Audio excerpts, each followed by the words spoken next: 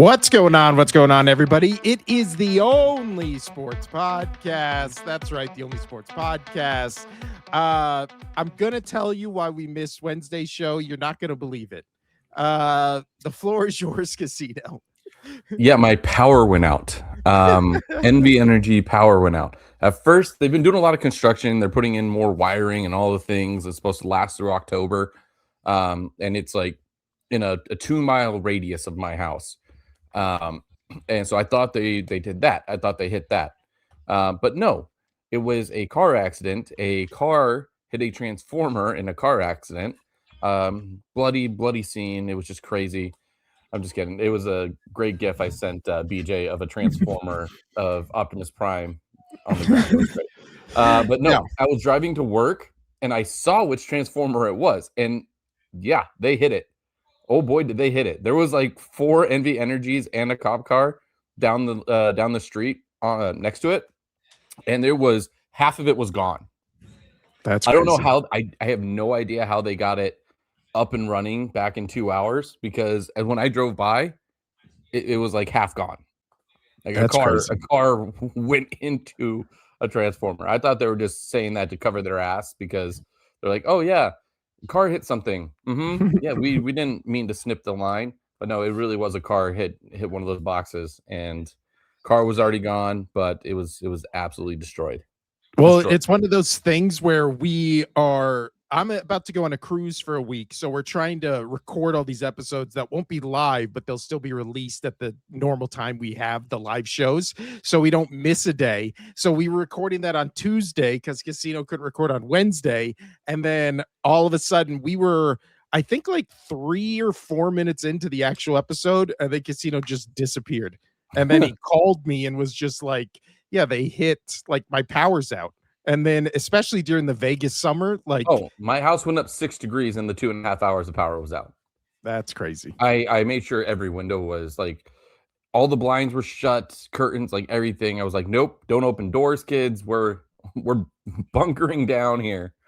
Don't open the fridge because we can't let any of that air out. We don't know when this is going to be fixed. But yeah, it's brutal, dude. Especially during the summer. I remember when my first son was like just born. Like me and my ex had just moved in there. Yeah, I mean, you were there. I was there. I was at the hosptal.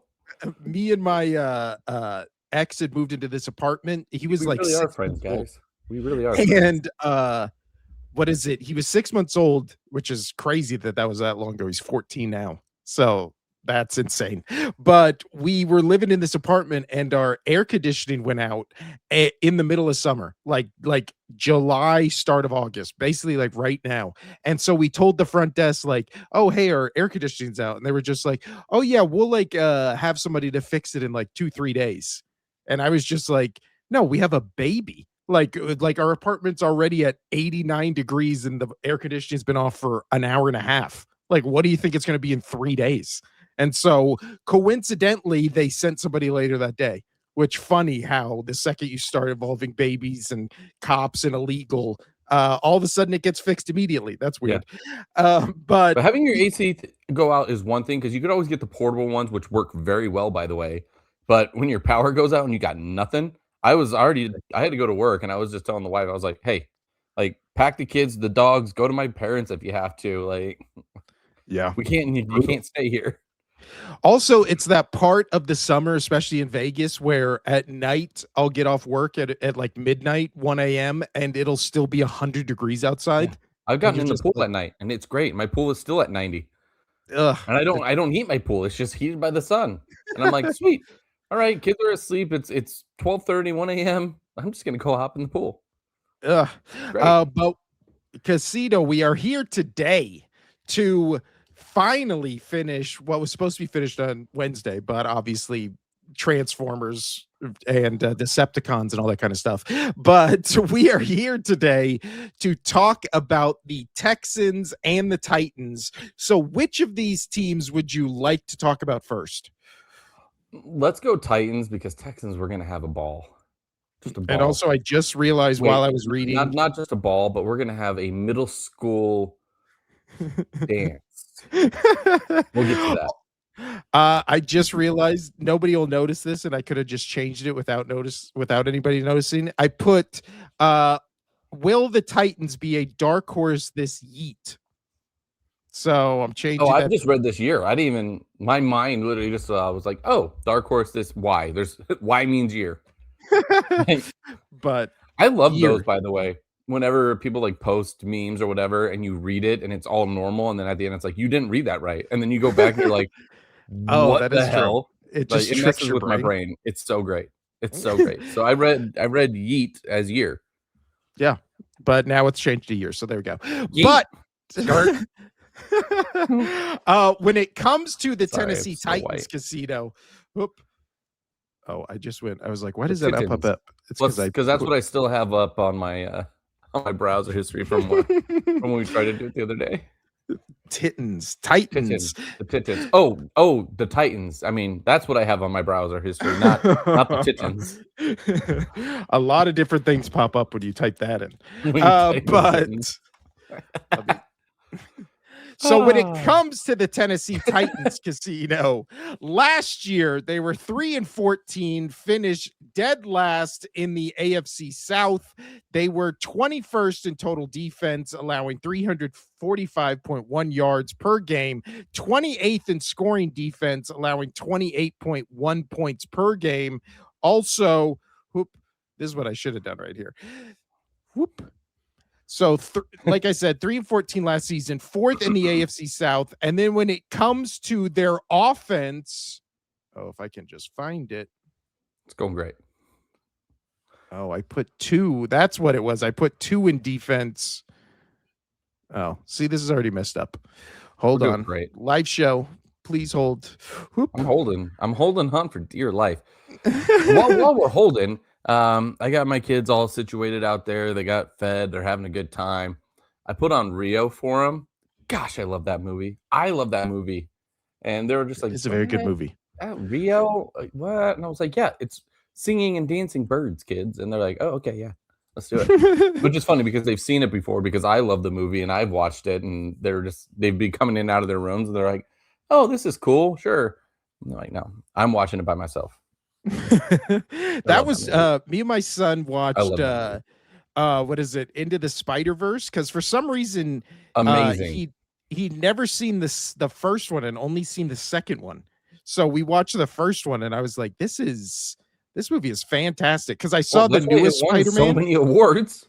Well, yeah, but I saw the newest Spider-Man and I was like, is this the best Spider-Man movie ever made? And it wasn't. I legitimately think it's that one right there. Yeah, they're both so good. I love them both. Okay, that was enough vamping. So you know what? Live show. I can edit all this out. No, if you're watching, well, no, I'm saying in the clips. In the clips, if you you don't get our hot Rio talk, which is why you got to watch live. Okay, let's try this again. Like in how they do in Spider-Verse, where they go, let's do this one more time. So casino, when it comes to the Tennessee Titans, they were 3-14 last season, 4th in the AFC South. Defensively, they were 21st in total defense with 345 yards per game allowed, 28th in scoring defense with 28.1 points allowed, and in total offense, they were 31st in the league in total offense, only making 259.6 yards per game and only scoring 16.7 points per game, making them 30th in scoring offense. Now, obviously, that will be different this year because they hired Robert Saleh, former Jets coach, in with that high energy defense culture that he has. I'm excited for this. I think he's going to do well. You and I, we liked the Titans last year. We like Cam Ward. We think that he can do well, but he needs the right pieces in there. And I think getting Robert Saleh in there and giving him a chance on offense to try to actually win a game, right? Yeah, and not just get blown out. So I'm excited for that hire. Well, also, he's obviously the defensive coordinator for the San Francisco 49ers. Then he went to the Jets. Then he went back to the Niners last year, where he I wouldn't even say he was bad last year. Just he was dealing with so many injuries. which also makes him just a wizard. Yeah. So I think defensively, if we look at these numbers from last year, 21st in total defense, 28th in scoring defense, like we said, how could those numbers not be better? Even They're if they gonna got get no better. more players, they got a significant improvement when it comes to the defensive coordinator. Right. And then also, I mean, bringing in over with the offensive coordinator, I mean, Brian Dayball, they brought him in. And I think that's going to help a lot. Just somebody that can actually get Cam Ward moving and get him throwing the ball correctly in the passing game. I'm excited for this team. I still think they're going to have a hard time doing much in that division, just because this is a big rebuild. They did bring in a lot of they had a lot of draft picks, and they brought in some new guys. I mean, they were 3-14 last year. I can see them being better than that. I can see them being better than 3-14. I don't know if they reach the 7 mark. They might double and get 6. That's kind of where I'm kind of putting them. But it's progression, right? It's just going to keep progressing. You have a lot of young players bringing in with a second-year quarterback, who's a quarterback that needs a little bit more development. Even though I'm saying, we like him, and bringing in Robert Saleh is going to help him, and blah blah blah. Dayball, he's still not a great quarterback. That's to be seen, right? So he's got a lot of movement to do, but I'm excited for this team. I'm excited for this team because I want to see the progression. And getting Carnell Tate, he was selected 4th overall in this last draft out of Ohio State. I think he's going to be a huge, massive target for Cam Ward, and that's going to be good. It's going to go very well with him. Yeah, they have this year going in. They have the 8th easiest strength of schedule based on last year's teams. And then you look at their schedule on paper and you just go, week 1, they have the Jets. That should be easy win. Next week, they go to, or they stay home, but they play my Philadelphia Eagles. I don't think that'll be a good, that'll be easy. It's like you look at their schedule, it really is. They play a winnable game, then a team where I think they get murdered, then a winnable game, then a team where they get murdered. They go Jets, Eagles, Giants, Ravens, Houston, Colts, Browns, Bengals. Like that is a tough 8-week stretch right there. I mean, it is, but we'll see how they fare on that. Most betting sites have the Titans right around that 6.5 or 7 win mark, so it's kind of right on par with what I'm thinking. But yeah, that is a tough stretch to start the season. I mean, you compete during those, you got to feel good about the second half of your season. As long as you go in and you compete, you can show that you've changed, you've developed, you've gotten a little bit better with the new structure coming in with the coaches offensively and defensively. All you want to see at this point, if you're a Titans fan, is you want to see the progression of the team, right? Because they're not going to come out, they're not going to win the division. I still probably have them 4th in this division. Not probably, I have them still 4th in this division, but making strides and being competitive. They had flashes of it last year where they can be competitive, but I'm excited to see more stability and more progression, and a little bit faster progression, especially for a quarterback that you and I both like, but he's got a lot of work to do. Well, and then obviously this starts at the top. So my question to you, Casino, is Robert Saleh a good head coach? I mean, I don't know. I don't know. It's tough for that to say, right? But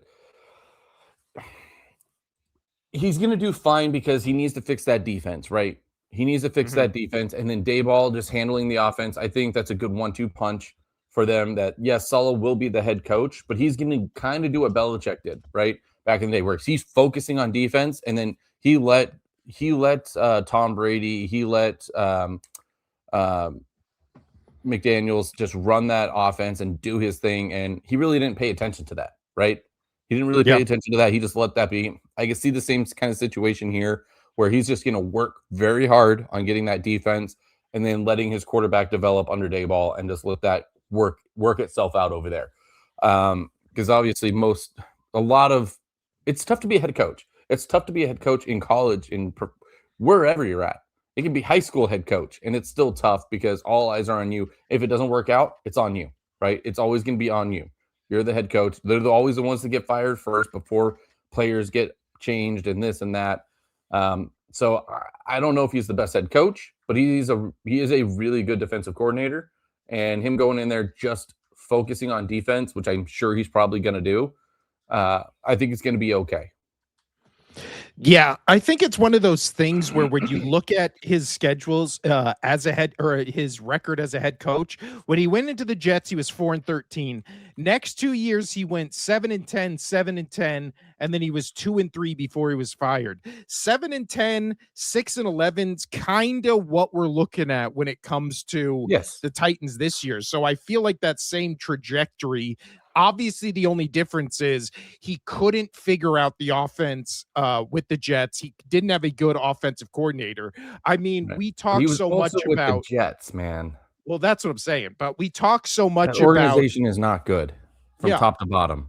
And we talk so much about Brian Daboll, what he did with Josh Allen, all this kind of stuff, developing young quarterbacks. So I do think what makes me so interested in this Titans team this year is looking at how almost kind of like that Buddy Ryan Chicago Bears kind of, obviously this is the Temu version of it, but the Mike Ditka, Buddy Ryan aspect of it, where you just go, hey, we're bringing in a head coach that's technically going to be our defensive coordinator, and then we're bringing in our offensive coordinator who's technically going to be our head coach of the offense. And we're just going to say, this guy's the head of the organization, but they kind of stand shoulder to shoulder. You handle that side of the ball, I'll handle this side of the ball, and we'll see what happens. Now, obviously, the best version of that was Ditka, Buddy Ryan, where it was too distinct.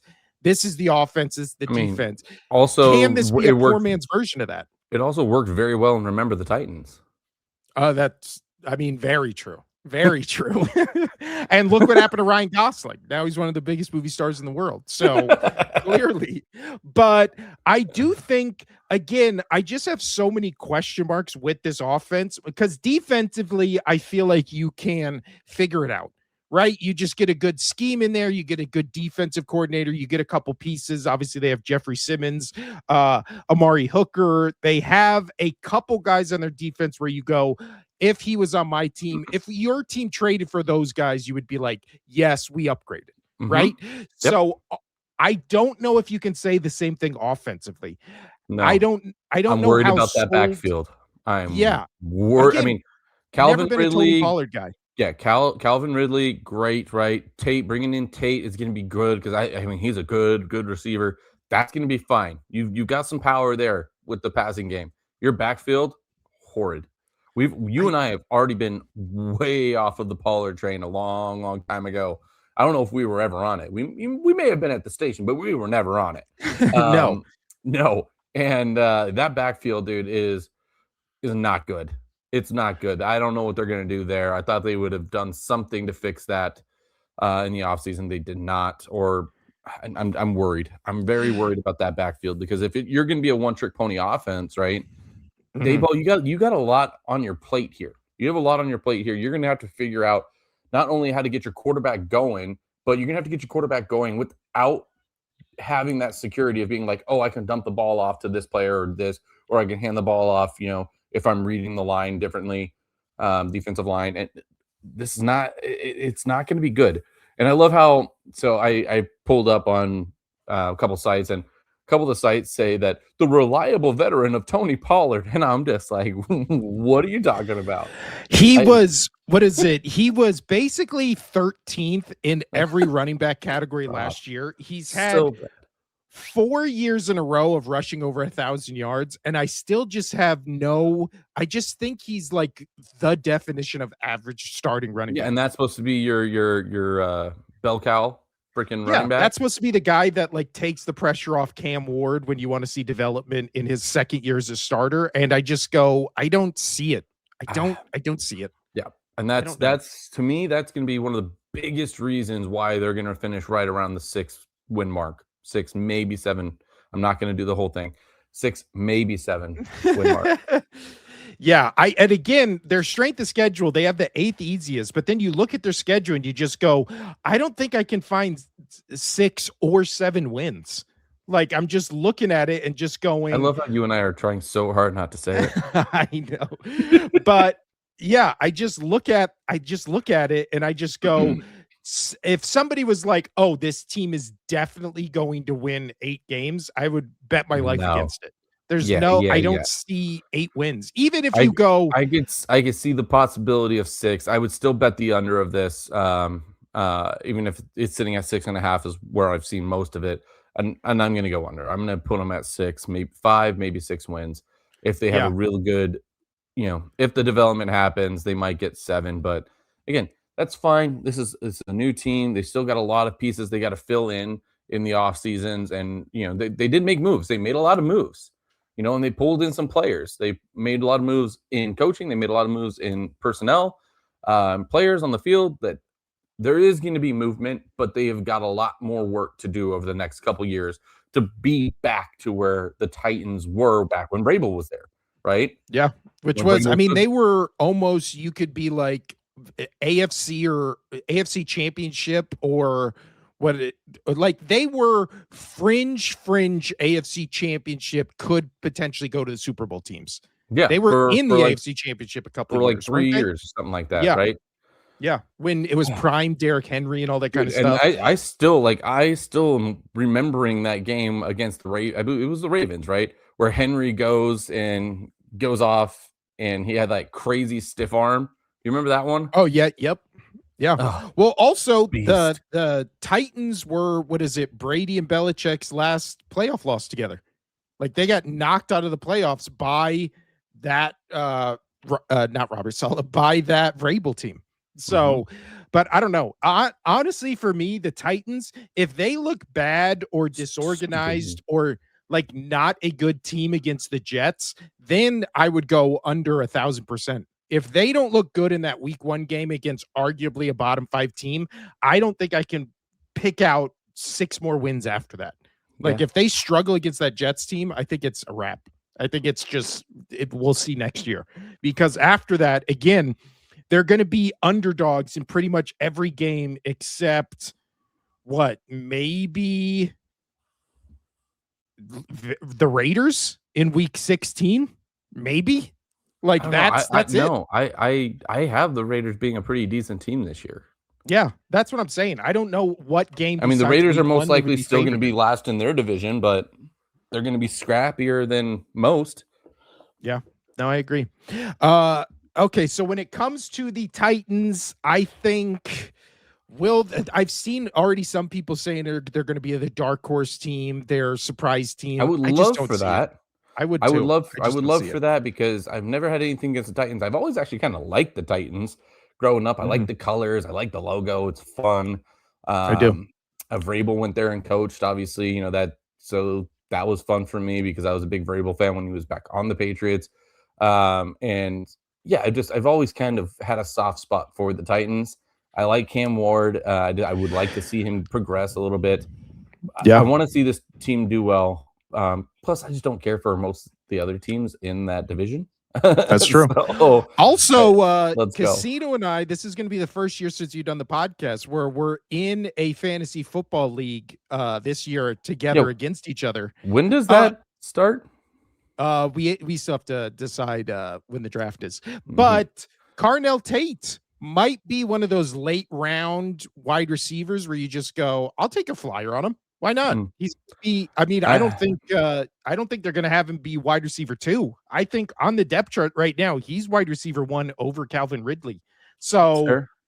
uh I'll take it. I might take a shot. Might take a late round shot. Who knows? But also Tennessee Titans. It's fun to say you're the only 10 I see. So that's why you gotta love Tennessee. It's also fun to say Titans. Titans. It is. And again, like you said, those colors are nice. That red and powder blue, it just works. That's a good color combination. So Tennessee Titans, a team I think you and I are both rooting for this year, but have no faith in. No faith in. I think honestly, 7-10 would be a huge overachievement from a 3-win team last year. So Oh yeah. there we go. Now, Casino, let's move over to my most anticipated team to talk about, and that is in the same division, rounding out the AFC South.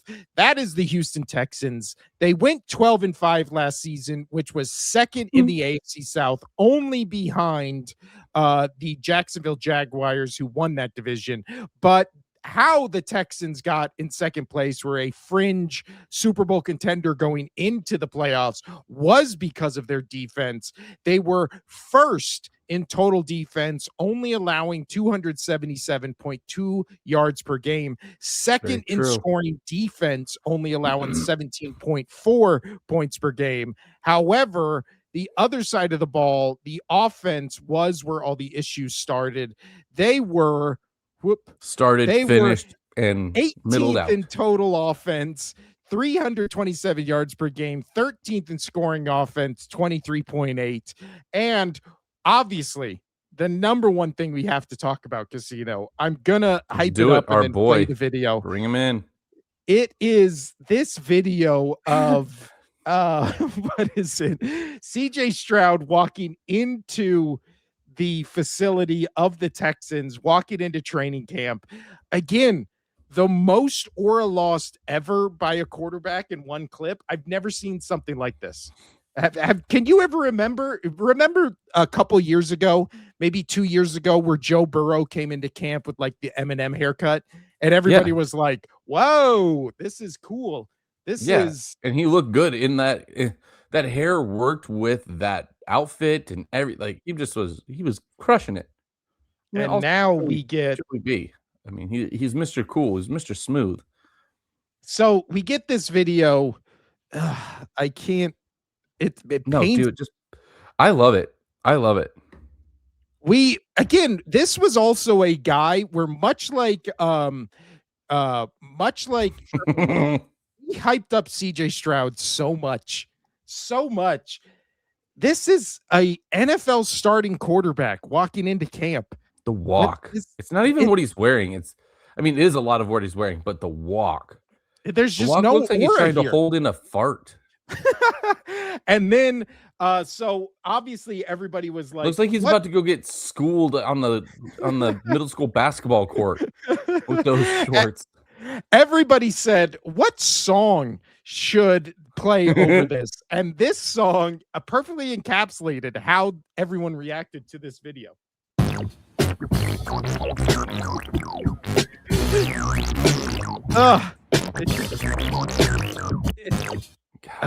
What? Also, this is tied to, so the video is obviously awful. So bad. But this is tied into just this monumental fall off of what we thought CJ Stroud was going to be. Because again, when he came in his rookie season, everybody was like, this is the guy. Like, this is the new, what is it? The new young quarterback, face of the league, all this kind of stuff. That was only 2 years ago. 2 years ago, he had a rookie season where he threw for 4,100 yards, 64% completion percentage, 23 touchdowns, 5 interceptions. That was in 2023. So technically going into his third year or his fourth year this year. But 3 years ago, he was this rookie sensation where it was like, oh my God, CJ Stroud is going to be, the next great quarterback in this league. And since then, he has thrown for 3,727 yards, 20 touchdowns, 12 interceptions. Last year, he missed 3 games, but he only threw for 3,000 yards, 19 touchdowns, 8 interceptions. And then when you watch him play games, you're like, the aura's gone. He looks uncomfortable in the offense. He looks unsure of himself. He looked like he just lost his confidence. Patriots broke him in the postseason. Broke him. Absolutely broke him. Watch him. Like that walk coming in, dude. That is a scared little boy. That is a scared baby little boy. And he's having nightmares. He's seeing ghosts, just like Sam Darnold was. But somehow Sam Darnold was able to shake those and win the Super Bowl. But this poor little scared boy, he got knocked silly, throwing all those interceptions to my team in the postseason, man. Poor baby little boy.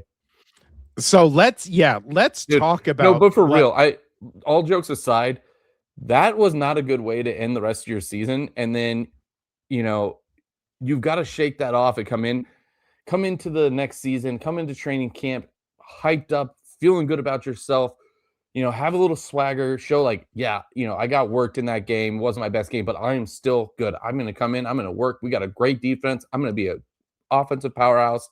And then you come in like that, dude. Yeah. Like the last thing people remember of you was getting absolutely annihilated by a team that made the Super Bowl that everybody was like, oh, they're not that good. And you have that kind of performance, and then you show up to training camp looking like you're going to middle school math class. That is not also good, not dude. only that you're going to that middle is school math class, that you look scared of it. Yes. Like you look scared that you didn't study and for the like, test. and you're so scared that you haven't taken a shit in 2 days.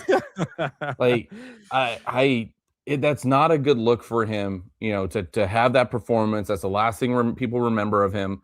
And then you come into this season, you're like, okay, yeah, my quarterback, CJ Stroud, he's going to shake that off. He's going to come in. And then you're a Texans fan and you watch him walk in like that.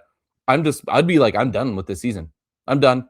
Yeah. I'm done. We're the new Browns. We're going to have a good defense, but we got a shitty offense. Yeah. So that's what he's holding in his cheeks right now is a Brown. Well, the narrative, I got a lot of shit jokes right now. The narrative that gets lost from last year is going into that playoff, the start of those playoffs. The Texans were everybody's pick to just they were on a roll. To go to the Super Bowl. Yeah, like, we had them. We had them going. There was 2 teams that I was scared for the Patriots to play last year. It was the Jacksonville Jaguars, who were just Trevor Lawrence was not turning over the ball and he was on fire. And then the Texans, because of that defense. And yes, their offense wasn't great, but it was getting it done. Yeah. And they were getting it done when they needed to. So I was terrified to play the Texans. Everybody was terrified to play the Texans because that defense was clicking and the offense was doing enough. I really feel like the end of last year, it was like Jaguars, Broncos, Texans, where everybody's like, one of these 3 teams, or a combination of 2 of these 3 teams are going to be the AFC Championship game. Like, no doubt. And then obviously the Broncos, Bo Nix got hurt. The Texans and the Jaguars just fell flat on their face. We forget in the wild card round, they destroyed these Steelers in that game. They won 30-6. That game wasn't close 5 minutes into the game. And being a Patriot fan, like I truly thought that the Bills and the Patriots had a chance, right? They had a chance. The Bills just had to get out of their own way. The Patriots had to get, some luck and some path in their way. But Jaguars, I thought was the team to go to the Super Bowl. The Texans, I thought as long as they can keep some offense rolling, that defense was going to get them to the Super Bowl. And then with Bo Nix, that everything was working with Sean Payton and the Broncos at that point. It was kind of wide open that if they could string together a team that can definitely go at least to the Super Bowl, I don't think anybody was going to beat a Seahawks or a Rams team that came out of the AFC. It wasn't going to happen. But yeah, I was 100% sold that this team was going to be good. And then they lay that stinker against New England. And then I just can't, man. I just can't with how he showed up. It is such a bad look. It is such a bad look, right? I mean, you have some players that show up to practice that are dressed humble and dressed. But see, it's not even how he's dressed. They're not super how flat. How he walks in. I really do think he was holding in a fart or a shit, and he was like, "I gotta get to the restroom." Also, sorry, that was my best CJ Stroud impression. Honestly, I'm not even putting this on CJ Stroud. I'm putting this on the Houston Texans organization. How do you release that video on your social media? The media. How do you look at that video and go, this is our QB1. This makes him look good. This looks nice. So, God that's insane. Don't put out a video. I wonder. I'm sure they put in place a thing where it goes, hey guys, before every game, before every practice, send us what you're wearing. Send us a selfie. Send us a selfie so we can just adjust. Or they just hire like professional people to make them not look shitty. And like before you get in the vehicle, we're gonna check your fit, and then you can get in the vehicle.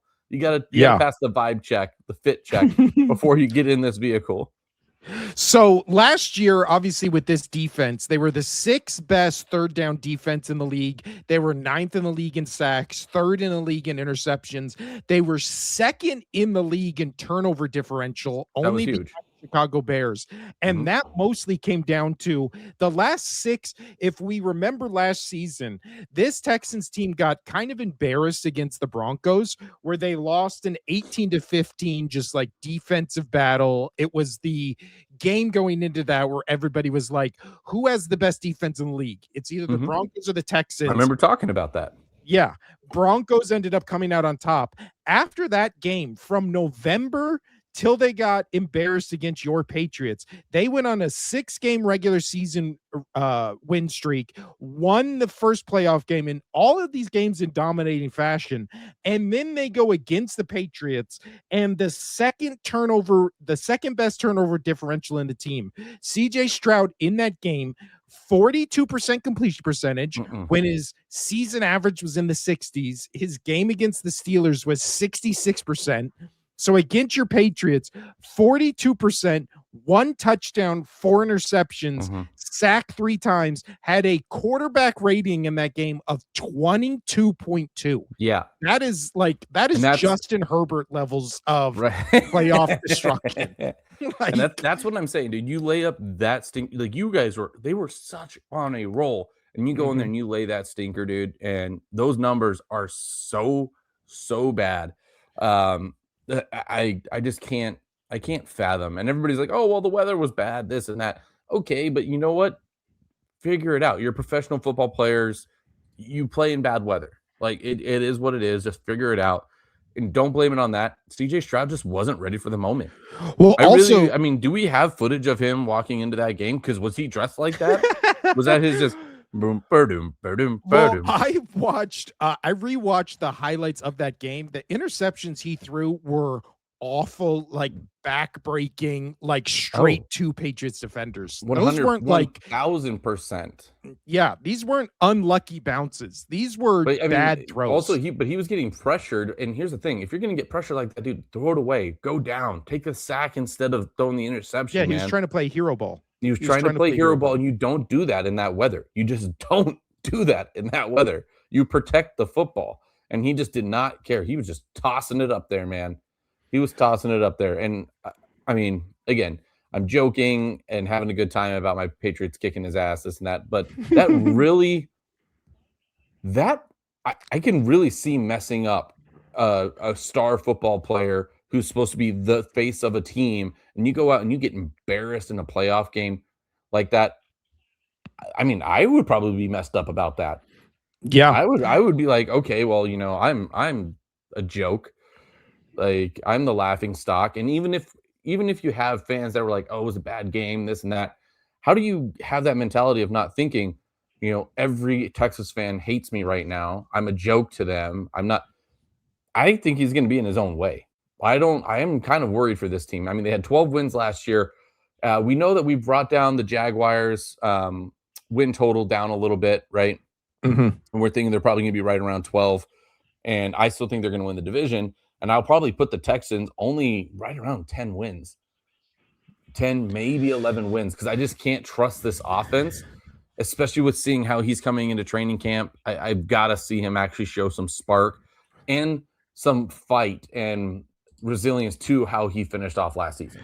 So they have the 7th easiest schedule going into this year. They do. But this is how they start the season. This is the first month of the season. They go against Buffalo, against the Bengals, at Indianapolis, against the Cowboys. So I can see they do 1-3. That's what I'm saying. There is a legitimate shot. They could be 0-4. Those teams. There's a chance they could be 0-4 going into week 5, where they'll then play the Titans we just talked about and probably annihilate them. Yeah, but so like there is a real possibility. The Colts is the only one that I really think that they can pull off, because I mean, we'll get to the Cowboys eventually. I think the Cowboys really worked on their defense. I love Dak, what he's doing right now. I mean, Dak has moved really far up in my mind. That's not going to be an easy game. I think the Cowboys actually have a legitimate team this year. Like, we'll get to them.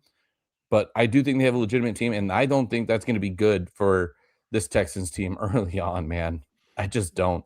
This team Yeah. could really start 0-4. I still have them around the 10-win mark, but I can see them being 0-4. And you know what? Who the Texans have offensively, we talked about Tony Pollard when we talked about the Titans. David Montgomery coming over. I don't know. He's always been a complimentary back to me. He's always been the two in a 1-2 punch. Him being the main guy, I don't know about that. Nico Collins is a good wide receiver. I don't know if he's a great wide receiver one. I think he is a decent wide receiver one. And then also you have guys like Tank Dell, who we've seen have good games in the past. I like Dalton Schultz, but again, Texans offensive personnel is guys where you just go, oh, I like them. I don't love them. Like they're good, they're not great. So then when you go, well, the issues last season were we had trouble scoring points and our offense kind of sputtered in a lot of games. You bring in David Montgomery, that's kind of it, and you just go, all right, we're just running it back. I don't know how successful that's going to be. Well, again, a lot of it has to do with CJ Stroud, right? A lot has to do starting with him. Yeah. So that's you could bring in as many players as you want, right? But if you don't have the right quarterback, or the quarterback doesn't believe in himself, which in my thought, I don't think he does. I don't think he does. Because even when they were winning all those games, he was struggling still to put up points most of the time, right? I don't think he has faith in himself, and that shows to all the fans of his, and then the people who aren't really fans of the Texans, like myself and yourself, because we don't care for Texas teams. We just don't. Very true. Very true. And yeah, I'm worried that he just doesn't have the confidence anymore. He doesn't have that year one confidence that he had. Remember, he was just out there. He was like, I'm the guy. I'm going to take care of business. That's not him right now. Well, also they had arguably a bottom 3 to 5 offensive line last year. This year they added 3 new starters. They used their first round draft pick on a new offensive lineman. So you go, maybe we look back at last year as the anomaly because of how bad their offensive line was, and maybe they figured that out and maybe it's better. But and that's a very good thing, because I mean, Joey B, we're talking about the Bengals, right? He's amazing, but he needs a better offensive line. But he's a better quarterback than CJ Stroud, and he proves that because he can still get shit done without an offensive line. That's true. And I mean, just coordinating like with my Patriots, right? With Drake May, he was good, and we saw that in year one. Everybody saw that in year one, and we're like, okay, let's try to get some more offensive line power for him. And it still wasn't great last year. That was not more apparent than in the Super Bowl. He just absolutely got destroyed. But it really, really helps players who need to develop more or need that time, because there aren't great quarterbacks like Joey B, who need a little extra time to get it done. Bringing in a good, strong offensive line will help a lot. Look at the progression from Caleb Williams, right? From year 1 to year 2. Just the same with Drake May, year 1 to year 2. Both of those, the Bears and the Patriots, try to put more into that offensive line, and they did again this year. Both teams did, because they're like, we've seen the progression from our young quarterbacks going from year 1 to year 2. Let's get them. I know CJ Stroud's been in the league a little bit longer, but still the same concept applies, right? That you get a stronger offensive line for the players, the quarterbacks who need a little bit more time, the ones that aren't the Burrows, the ones that aren't the Bradys, the Mannings, or whatever, who can figure it out and not have an offensive line, yet still get the ball out of their hands in less than a second. So, keep working on the offensive line, and we shall see. Well, also, we didn't bring up with the Titans, who are projected to have the worst offensive line this year. So again, these two teams just being with that bad backfield. Yeah, exactly. So Titans, but, I might. But does Robert not Robert Saleh, Brian Daboll. Daboll, is he able to fix a little bit of that and at least position the pieces a little bit better, keep them a little bit more stable in their spots? I don't know. We'll see. But again, that's why I still have them, the Titans, 4th in that division. And I don't want to see them do a little bit better, and I can see them being around that 5-6 win mark, 7 if they're lucky.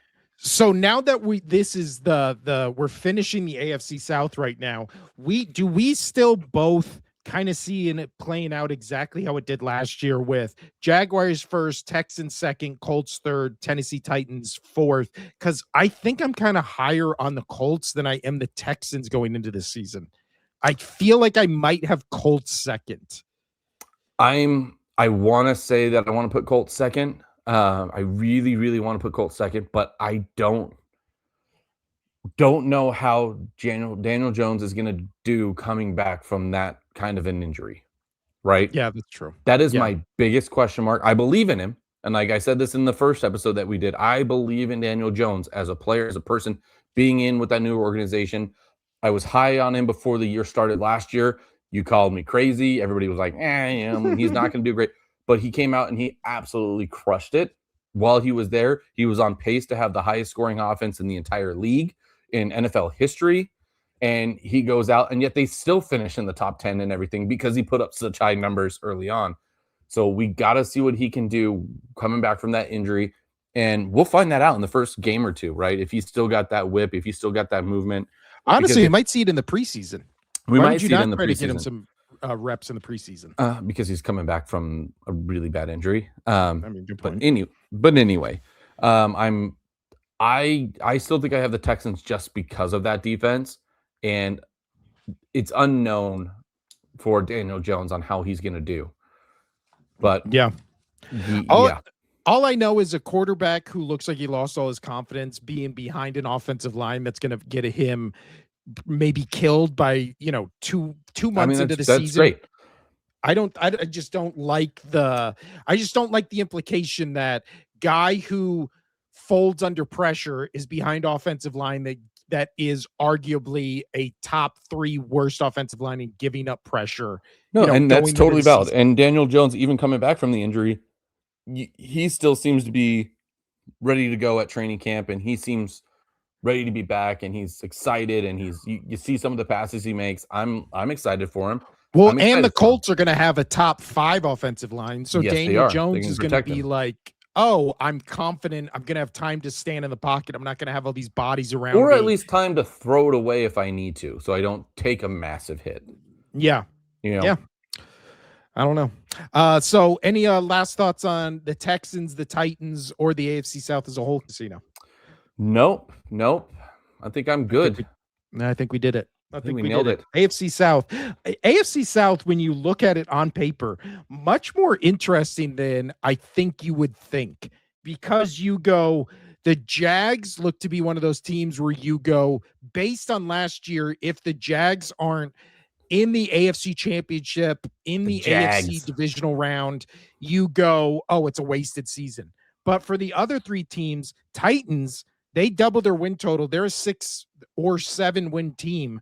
I think you go, that's a huge success. And then Texans, Colts, you go, these could be some of the best teams in the league or teams that just fell off and you were just like, oh yeah, I could see either scenario happening.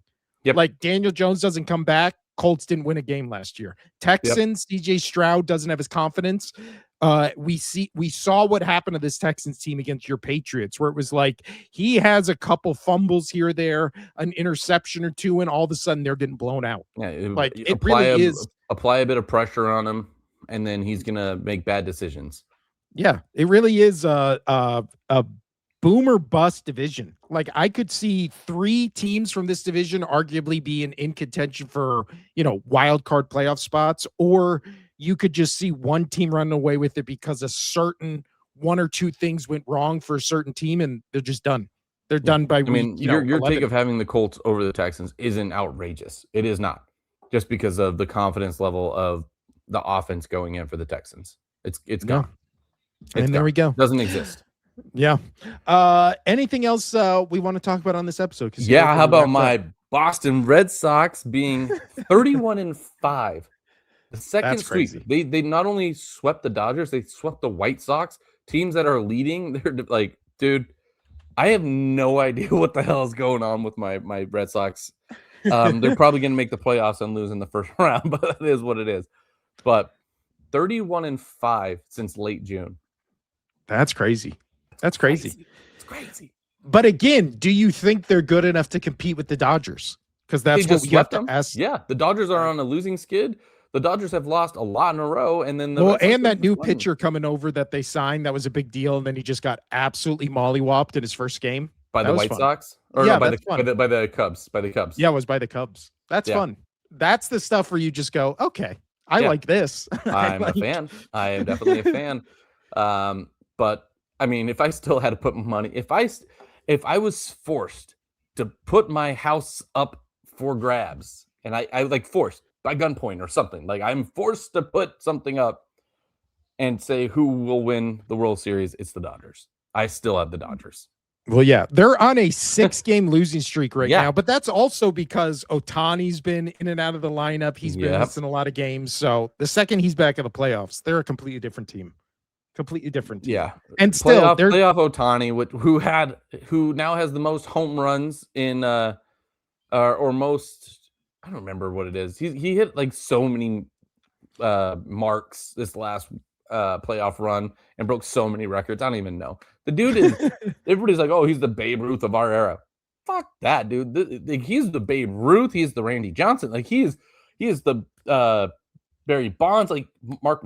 He is literally every single good player of our rolled generation. into one. Dude, rolled into one. He's so good. Yeah, he is so good, and he is burning out though. He's got to be careful, but he's so good.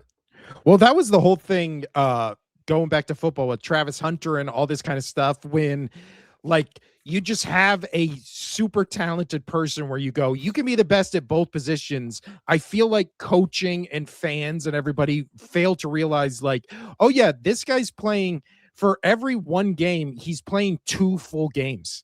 Yeah. So that adds up pretty quick because again, in football and baseball, especially when you're on good teams, you're already playing so many more games than other good players because you're doing deep playoff you can get runs away and with stuff like that. You can get away with like the pitchers in like Little League, you know, the like Little League World Series about to start, you know, they're anywhere from 10 to 13 years old, being an offensive powerhouse at the plate, but also being the main pitcher as well, the ace pitcher. Like that works there.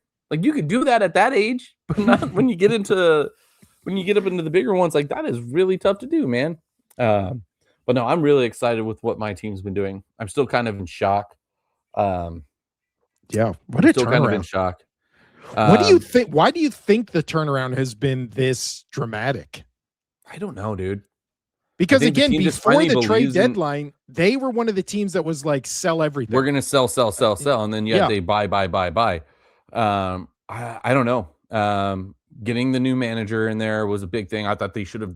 I really thought they should have made the change at the end of last season, and then it's that thing is like, why don't you do it before you get into the off season to where you can, you know, start bringing kids up from AAA or whatever it may be, or making some moves and making trades. They didn't do shit. And it was so bad. Like there was a lot of graphics out there where it was the 3 other teams, the Orioles, the Blue Jays, and the Yankees, all in the off season it was like a bar graph, and it was like all the things they've done this summer, and it was all real high. And then the Red Sox were just like a flat line at the bottom. That's literally what happened. So I don't know, man. I'm going to ride this train because again, they'll probably make the playoffs and lose in the first round. And I don't care, because going from a team that was going to sell and being shit for the next 5 years, somehow it's just like, oh no, we got this. And it's fun. It's a fun ride because I still enjoy baseball. I don't get to watch it as much because it's hard to access baseball. Yeah, I never know when the games are, and every game I want to watch, it's always blacked out. Yeah, it's so dumb. But no, so you got that. Did you see like the whole Jaylen Brown and Tatum thing, where Jaylen Brown was just like, oh, I was underappreciated and this and that bullshit? Yeah. Yeah. And then did you also see the thing with Kevin Durant where he's like, oh, the Sixers this year, they're actually going to be better on paper than our Golden State Warriors team. And it's like, all right, calm down. Your Golden State Warriors team was coming off like one of the best seasons in NBA history. The Sixers got bounced in the second round by a team after, they beat Boston Celtics team in 7. Like, let's chill. Okay, let's calm down, Kevin I don't know, Durant. man. That's your Sixers team, man. I'm excited for them. Yeah, well, I mean, they'll be a failure if they don't get to the minimum Eastern Conference Finals. Like minimum. If they don't get to the If they get to finals, the Eastern Conference Finals and they lose in a game 7 against the Knicks, you did well. You did yeah, well because the Knicks are Jalen Brunson is just crushing it right now, this and that. But it's not title or bust, but it is definitely deep playoff run it's or title bust. or bust in the next 2 years while you have LeBron on your team before he Well, that's true. retires. It is Yeah. title or bust. So you have Well, 2 but I'm years saying of title or bust. the title or bust window is I think a 3-year window. I think it's 2-year window because you have LeBron and LeBron wants to win and he wants to win. I mean, dude, he took a 2-year, $8 million contract here. Yeah.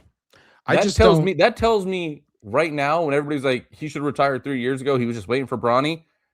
This is it. Like this is his last hurrah these last 2 years. It is title or bust these next 2 years, and LeBron's going to make that a statement in the locker room. Yeah. I don't Because know. we talked about this. If he wins one more, then you can kind of say, hey, he's got one more, right? He's closer to the Jordan thing. Now he's got all the stats, and he's only within 2 titles. Like, hey. That opens up conversation. Also, I can't believe you haven't mentioned it, Casito. Did you watch the Hall of Fame game last night? 0%. No, that's a lie. I watched like 4 snaps. I had to take side streets because I wasn't going to make work on time if I tried to go on the freeway. There was something going on. So I took the side streets. That's where I saw the or not yesterday. The transformer down. Yeah, but that was 2 days ago. But anyway, I was driving. I had to take side streets, so I pulled it up and I watched a couple snaps, and I was not impressed. What is it? I'll tell you what. That game ended up coming down to the wire. Ended up being I only watched some of the first quarter, so scramble touchdown. I watched the highlights of it. Football's back, baby. Football's back. Football's back. Also, did you see? Because we're just shooting the shit here. Yeah, now we are. Did you see yesterday? And this is from Reddit.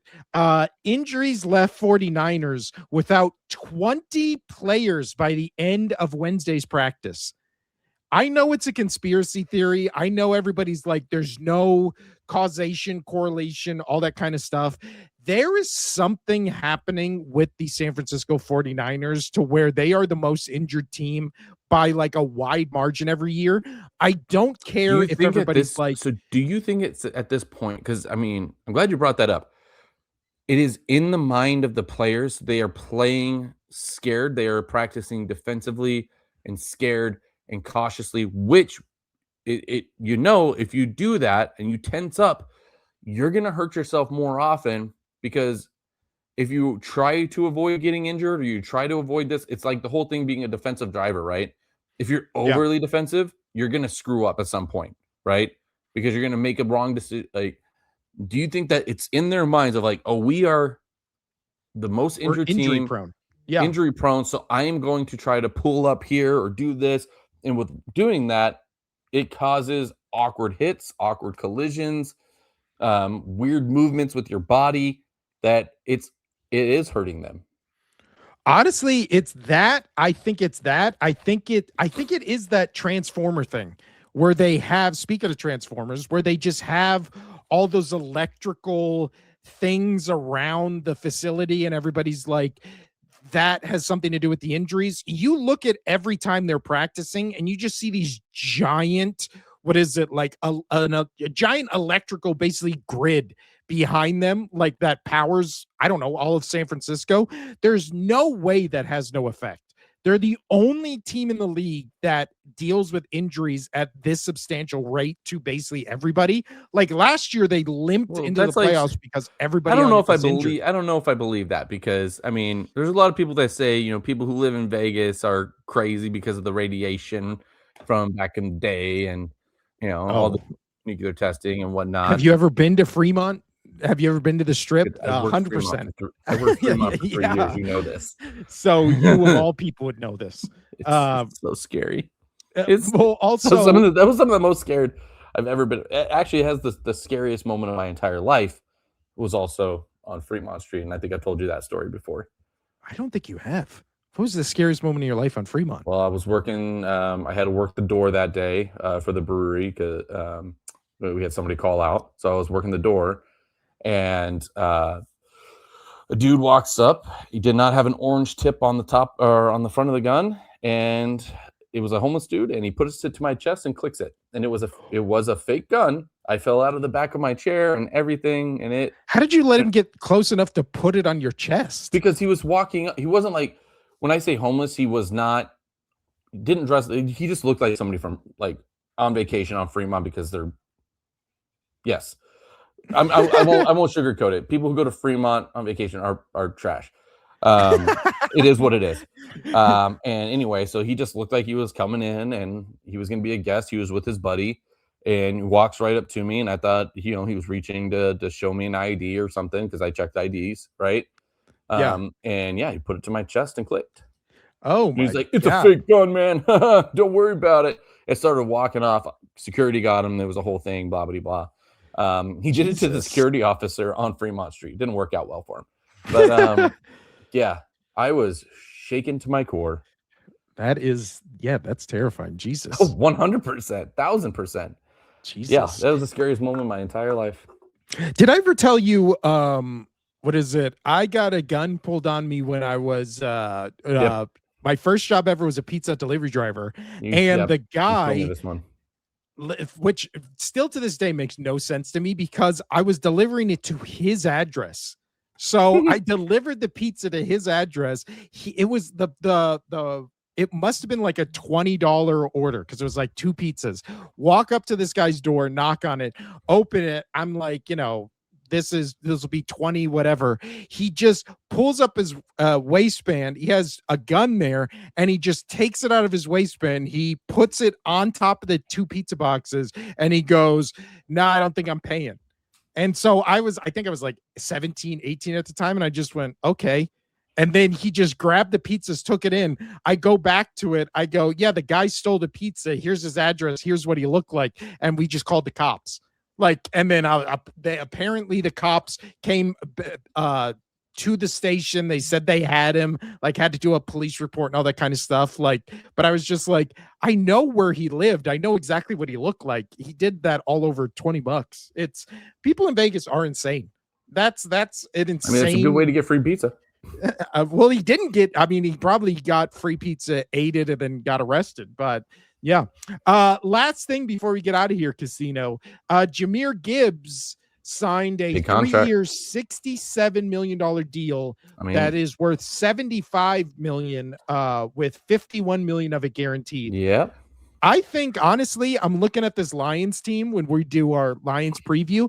I think they might win that division this year. I am high on the Lions. So thoughts on that deal? I've always the Lions have been good for the last 6 to 7 years. But yeah, we'll talk more about that with the Lions. And I do like Jahmyr Gibbs. I do like Jahmyr Gibbs a lot. But I think that's it. Anything else to add before we get out of here?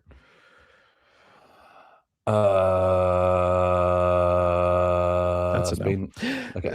Yeah. Spay and neuter your dogs. I don't know. This Pull my best has Bob been Barker. the Only Sports Podcast. I'm Will. That's Casino over there. We'll be back on Monday, previewing another 2 NFL Is Monday teams. live? Yes, Monday's live. And then I leave Wednesday. So Wednesday, Friday, and the next Monday's show won't be live. Yeah, but so that's what we got to work over the weekend. Yeah. So if there's not an episode one of those days, it's because I'm on a cruise. So there we go. This has been Taking the a Only cruise Sport. In the first week of school. You're a maniac. Our kids are going to school Monday, Tuesday. We're dropping them off to school Wednesday, and then we're gone. So fun times. Fun times. It's just you and your wife?